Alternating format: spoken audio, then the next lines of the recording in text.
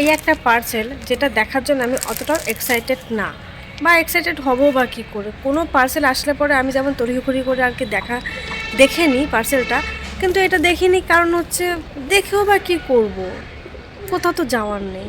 আমি পার্সেল আসলে পরে ভাবি এটা পরে আজকে বিকালে এখানে এখানে ঘুরতে যাব, কিন্তু সেটা নেই, মানে কোথাও যাচ্ছি না বলে আমি পার্সেলটা দেখার জন্য অতটা এক্সাইটেড না।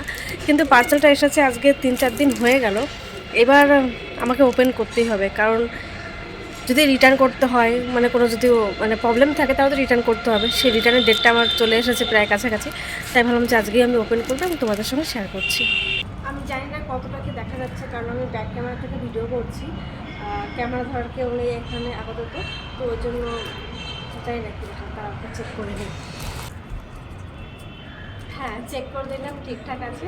চলো এটাকে ওপেন করি, তোমাদেরকে আর ওয়েট করাবো না, আমি তাড়াতাড়ি করে ওপেন করতে পারবো। কারণ ভিডিওটা বেশি বড় হলে তোমরা দেখবে না। জানি এটা যদি আমি শর্টে আপলোড করতাম তাহলে অনেক মানুষই তোমরা প্রচুর ভিউ হতো, কিন্তু আমি লং ভিডিওতে আপলোড করবো, এর জন্য আর কি এরকম করা। একটা হুডি অর্ডার করেছিলাম ফ্লিপকার্ট থেকে, কালারটা কিন্তু খুব সুন্দর এসেছে। এবার সাইজটা দেখতে হবে আমার।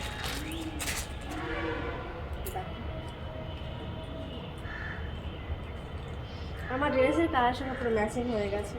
যদিও বা আমি এখন পরে দেখালে পর তোমরা বুঝতে পারবে না। আমি নিয়েছি এটা এম সাইজ, যদিও বা আমি হুডিগুলো এক্সেল সাইজ নিই, কিন্তু এক্সেলটা আমি দেখলাম যে বড় ওখানে দেখাচ্ছিলো, তা আমি এল সাইজটা নিয়েছি।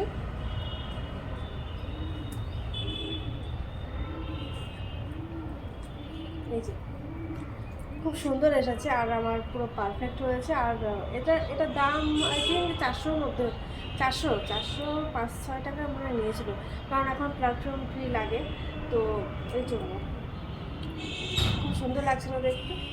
আমার তো ভীষণ পছন্দ হয়েছে। আমি এখনও দেখিনি, কিন্তু পরে বুঝলাম। আমি তো দেখতে পাচ্ছি না, ব্যাক ক্যামেরাটা রয়েছে, কিন্তু আমার ভীষণ পছন্দ হয়েছে। তোমরা যদি নিতে চাও তাহলে কমেন্ট করো, আমি লিঙ্ক দিয়ে দেবো। ওকে, এবার আমি দেখবো ভিডিওতে কেমন লাগছে দেখতে। চলো আজকে ভিডিওটা এই পর্যন্ত, টাটা।